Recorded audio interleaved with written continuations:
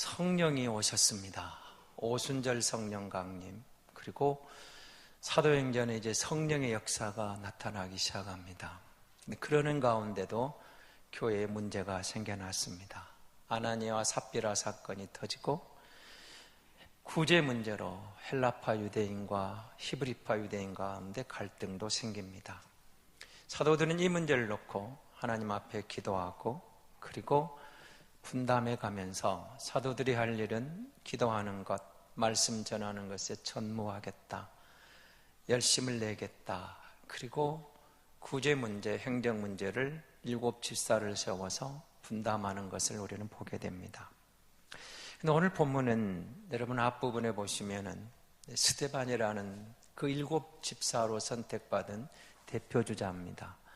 7 집사 가운데 스데반과 빌립, 그러면은 대표적인 7 집사라고 말할 수가 있는데, 오늘 본문 앞부분은 1절에서 그 스데반 집사의 그야말로 설교가 나옵니다. 아주 강하고 담대한 설교. 당시 유대 지도자들 앞에서 제사장들, 대제사장들, 서기관들, 랍비들, 바리새인들, 사두개인들, 종교 지도자들 앞에서 복음을 아주 담대하게 증거합니다. 그런데 오늘 본문은 그 본문은 복음을 전하고 스데반은 죽어갑니다. 자, 여러분, 성공이냐 실패냐, 이런 제목을 달아봤는데요, 사람들은 이렇게 말을 한 사람이 있습니다. 스데반의 죽음은 실패지 않느냐. 2 가지 면에서. 하나는 너무 젊은 나이에 죽었다는 겁니다. 여러분, 우리가 이 땅에 태어나서 한 번은 죽는 줄은 다 알고 있습니다. 우리가 어제도 장례를 치렀습니다마는 죽는 건 다 알고 있습니다. 그래도 이 땅에 태어나서 뭔가 내 인생을 제목하고 제대로 살다가 가는 것을 우리는 그렇게 기대하지, 젊은 나이에 소위 말하는 못딱 핀 꽃처럼 치는 것을 원하는 인생이 어디가 있겠습니까? 그런 면에서 스데반의 죽음은 너무 젊은 나이에 죽었다, 이렇게 말을 해서 실패다, 그런 사람도 있습니다. 그런가 하면 여러분, 베드로 사도가 또 다른 사도들이 복음을 전할 때 어떤 역사가 나타나죠? 3,000명이 얘기합니다. 5,000명이 얘기합니다. 어마어마한 역사가 나타나는데 스데반은 열매가 없어요. 그가 회개하라고, 그가 복음을 전했을 때 몇백 명이 돌아왔다, 몇천 명이 돌아왔다 아니라 길을 막고 돌멩이로 스데반을 죽여버립니다. 그러니까 3,000명, 5,000명 돌아온 것에 비하면 열매가, 성과가 없다. 그래서 스데반은 실패했지 않았느냐, 이렇게 말하는 분도 있지만, 그러나 결코 우리는 스데반의 죽음을 실패라고 말하지 않습니다. 이유가 있습니다. 여러분, 우리 인생에 대한 평가는 하나님이 하시는 겁니다. 우리가 하나님 앞에서 어떻게 살았느냐. 잘 아시는 누가복음 16장에 보면 여러분, 부자와 나사로 비유가 등장합니다. 세상이 볼 때 부자는 성공했고 나사로는 실패한 인생입니다. 그러나 하나님 앞에서 우리는 너무도 잘 알고 있습니다. 진정한 성공자는 부자가 아니고 나사로인 것을 우리는 잘 알고 있습니다. 우리는 부자를 보고 그리스도 안에서 그가 성공했다고 말하지 않습니다. 적어도 거기 등장하는 부자는 실패한 인생입니다. 나사로는 어렵고 힘든 인생이었지만 그리스도 안에서 그는 성공한 인생입니다. 하나님이 그를 어떻게 보느냐, 아주 중요한 거죠. 여러분, 스데반은 짧은 인생을 살다가 설교 한 편 하고 성과 없는 것처럼 죽어진 것처럼 보입니다. 그러나 결코 우리는 스데반을 왜 실패했다가 말하지 않느냐. 여러분, 복음서를 읽어보시면서 부활하신 주님, 승천하실 때 주님이 동일하게 하신 말씀이 뭐죠? 땅 끝까지 이르러 내 증인이 되라, 이 말입니다. 예수 믿는 모든 성도들이 복음의 증인, 그리스도의 증인이 되는 거죠. 근데 여러분, 오늘 본문을 읽어보시면 1절에서 53절, 아니 끝까지 보셔도 이 스데반이 얼마만큼 성경을 바로 알고 있고, 그리고 성경의 근거에 그 말씀을 가지고 예수가 누구인가를 바로 증거하고 있어요. 아브라함에게 말씀하신 그 약속이 선지자들 엘리야를 통해 이루어오는 그 모든 말씀이 예수 안에서 성취되었다는 겁니다. 너희는 그를 못 박아 죽였지만 이 예수가 메시아다, 이 예수가 그리스도다, 하나님께서 그를 죽은 자 가운데서 부활하심으로, 부활시킴으로, 살리심으로 그가 하나님이 보내신 그리스도인 것을, 메시아인 것을 하나님이 친히 증거하셨다.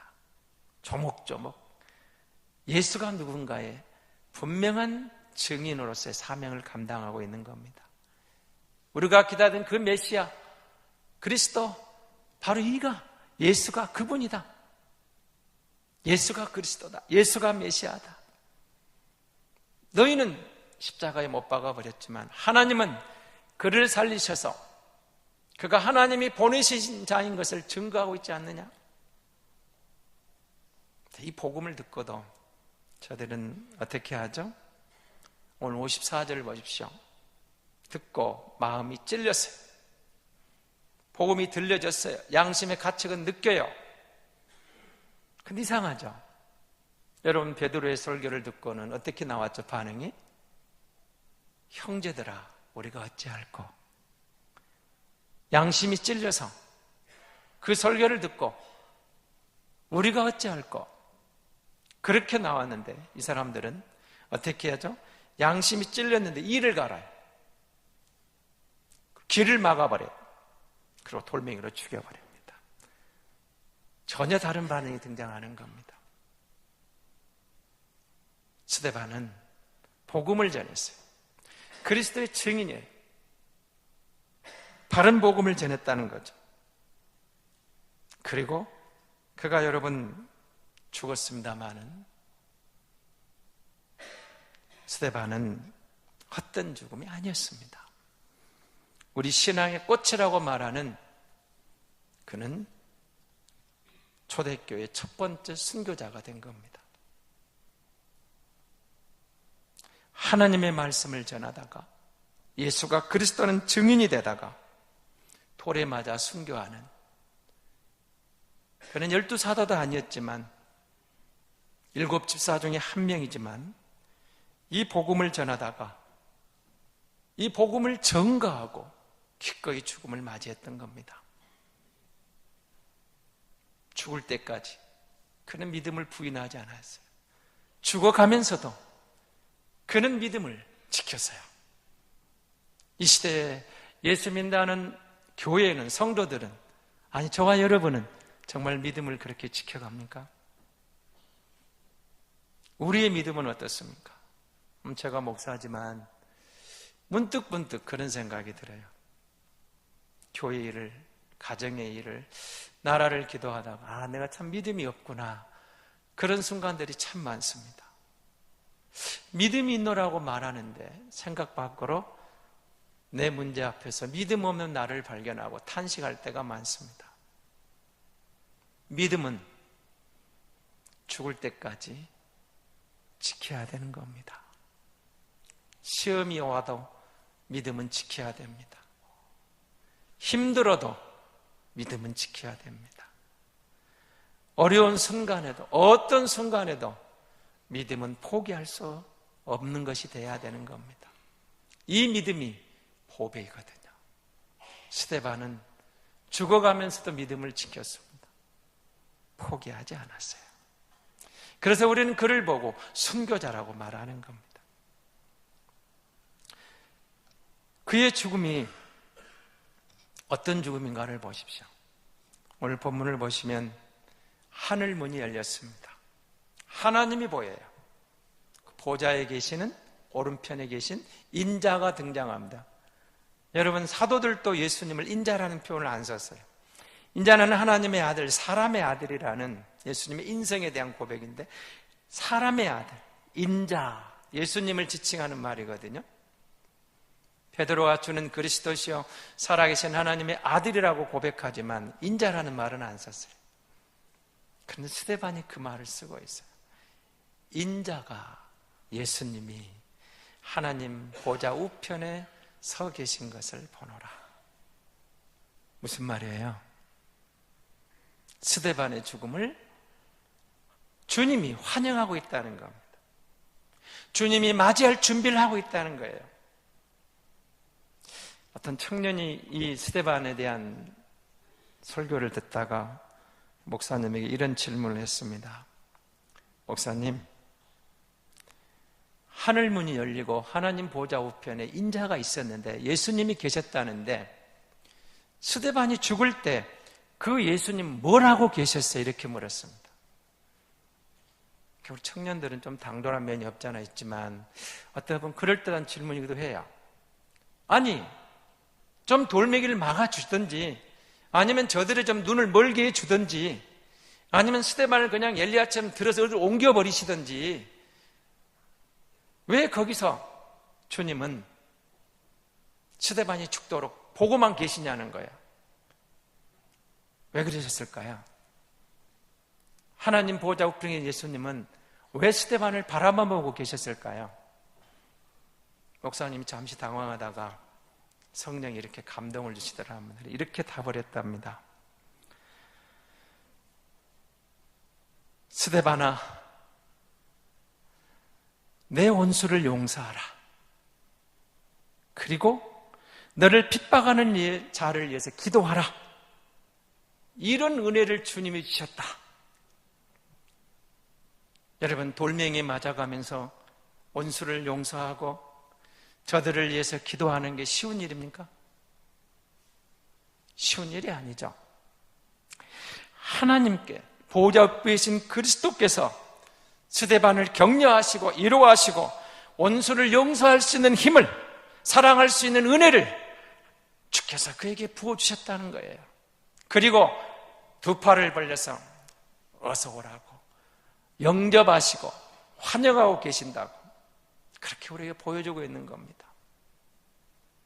스데반의 죽음을 주님이 받으신 거예요. 여러분, 우리가 죽어도 여러 죽음이 있잖아요. 비참한 죽음도 있고 안타까운 죽음도 있고 그리고 영웅적인 죽음도 있고 모두가 흠모할 만한 그런 죽음도 없지 않아 있지만 스데반의 죽음은 하나님이 연락하신 죽음이었다. 하나님이 받으시는 죽음이었다. 그러니까 여러분, 그는 우리가 흠모할 만한 믿음의 사람이었다는 사실이죠. 여러분, 그가 마지막 60절에 뭐라고 무릎을 꿇습니다. 처음부터 무릎을 꿇고 있는 건 아니었습니다. 무릎을 꿇고 어떻게 하죠? 주여 이 죄를 그들에게 돌리지 마옵소서. 돌멩이에 맞아가 죽어가면서 그 무릎을 꿇었다는 생각을 한번 해보십시오. 너무 힘들어서 아픈데 무릎 꿇을 생각이 어디서 나겠어요? 하나님 앞에 무릎을 꿇고 여러분, 우리가 주 앞에 나와서 무릎을 꿇었느냐? 나의 모든 자아가 죽고 내 모든 생각이 되놓고 하나님이 왕이십니다. 하나님이 주인이십니다. 하나님의 주권을, 하나님의 섭리를 인정해 드리면서 그 앞에 내 마음의 무릎, 내 무릎을 진정 꿇고 하나님이 주인이라고 말할 수 있는 사람. 하나님, 내 무릎을 꿇습니다. 그런데 이 죄를 저들에게 돌리지 마시고 용서해 달라고. 어디서 많이 본 듯한 모습 아닌가요? 주님이 십자가를 지시면서 우리가 가상칠언이라는 말을 알고 있습니다. 첫 번째 말이 그거죠. 누가복음 23장 34절에 보면 아버지여 저들의 죄를 용서하여 주옵소서. 자기의 하는 것을 알지 못하나이다. 용서해 달라는 것. 오늘 예배하는 저와 여러분, 한국 교회는, 우리는 우리 이웃에 대해서 누군가 내게 잘못해서 정말 용서가 됩니까?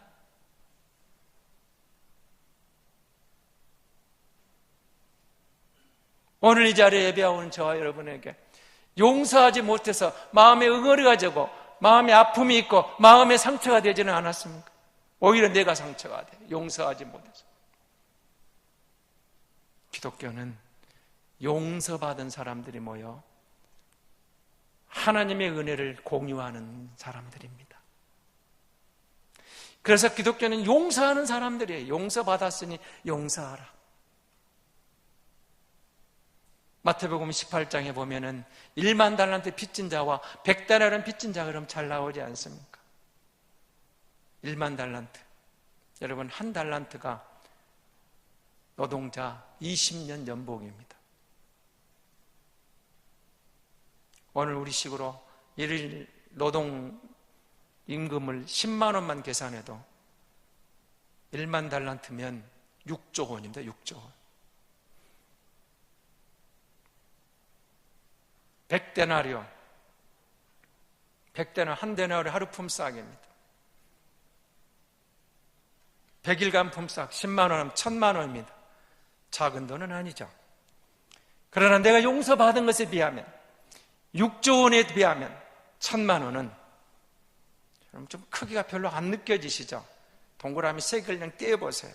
1000만 원을 빚진 게 아니라 10,000원 빚진 사람. 6조에서 동그라미 3개를 떼면 60억을 용서받은, 탕감받은 사람. 내가 60억을 탕감받았는데 돌아서면서 10,000원 빚진 사람을 목을 잡고 멱살을 잡고 그 돈 갚을 때까지 감옥에 넣었다. 그렇게 용서가 안 된 거예요.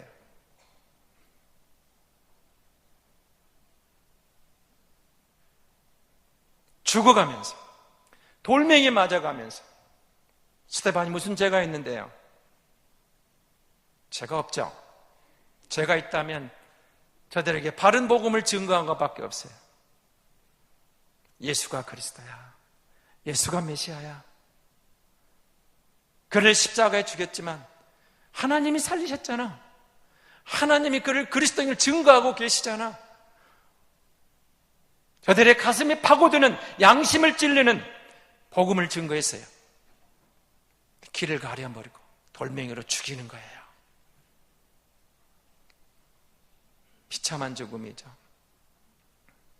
힘들죠. 그런데 그 가운데 용서가 나와요. 이 죄를 저들에게 돌리지 마옵소서. 저와 여러분이 1만 달란트 빚진 자 아닌가요? 하나님의 은혜를 입은 자입니다.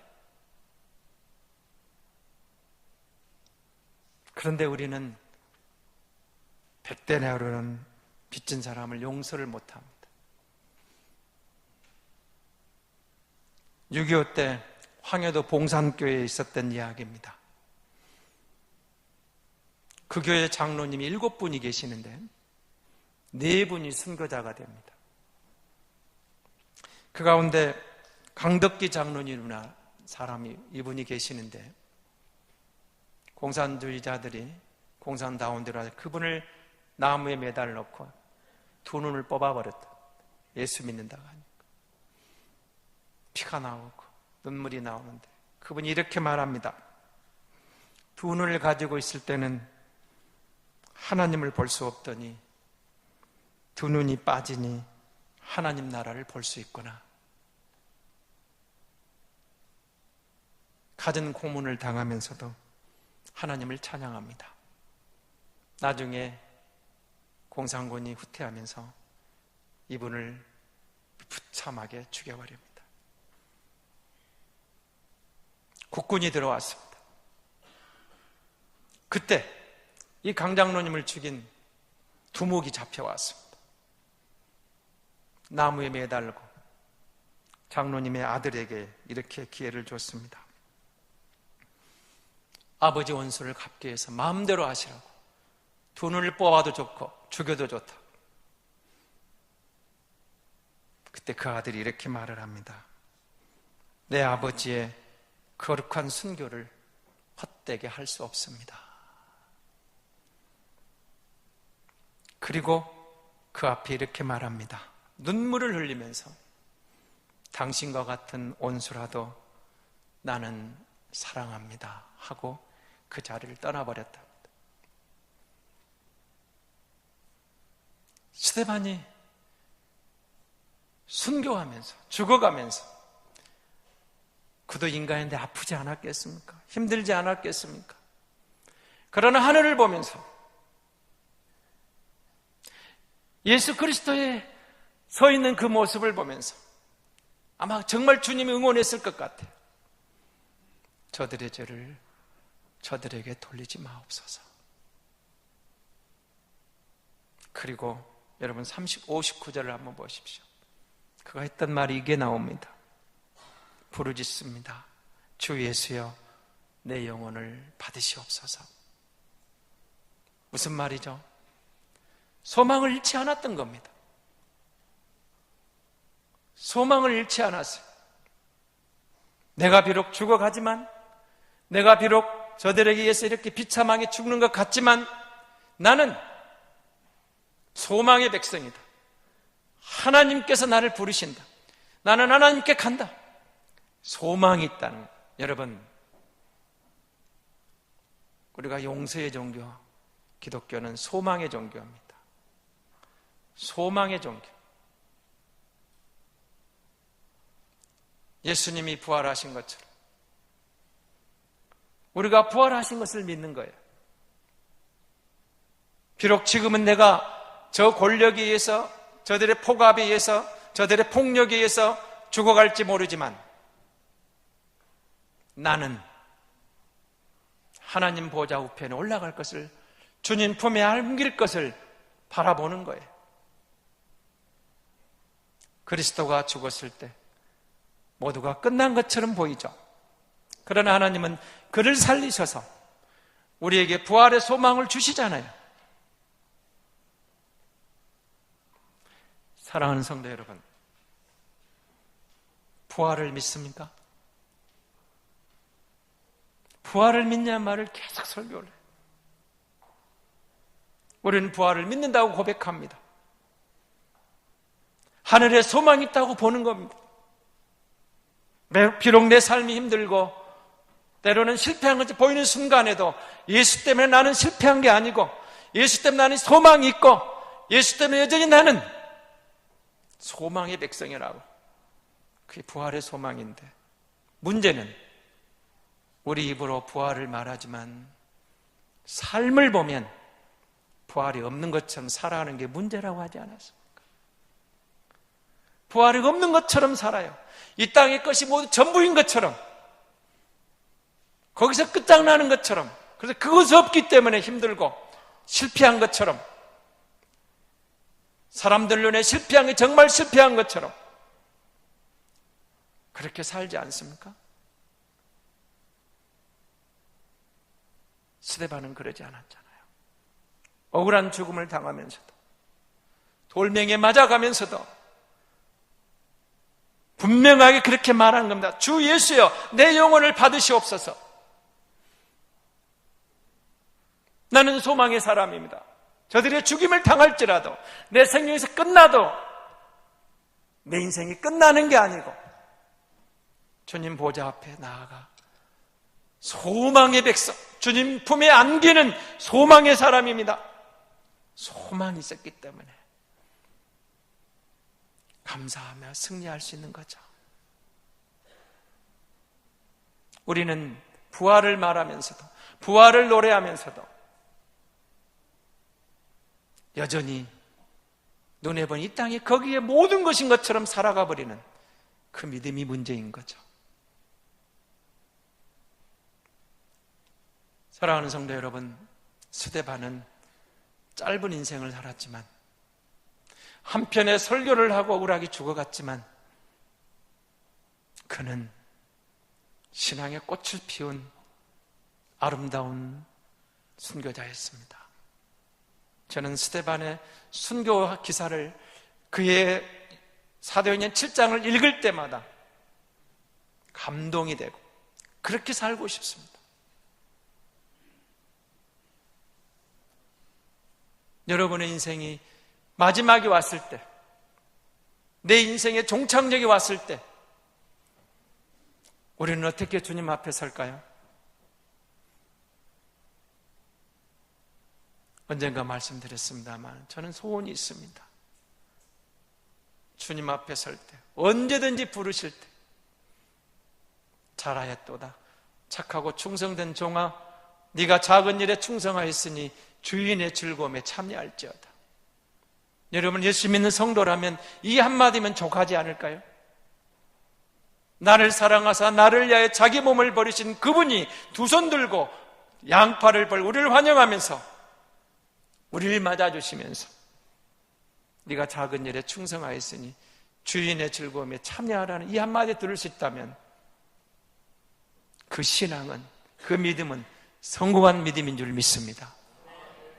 스데반은 억울하게 죽어간 것 같지만 하늘 보좌가 열려 소망 중에 죽을 때까지 믿음을 지키고 승리한 믿음의 승리자인 줄 믿습니다.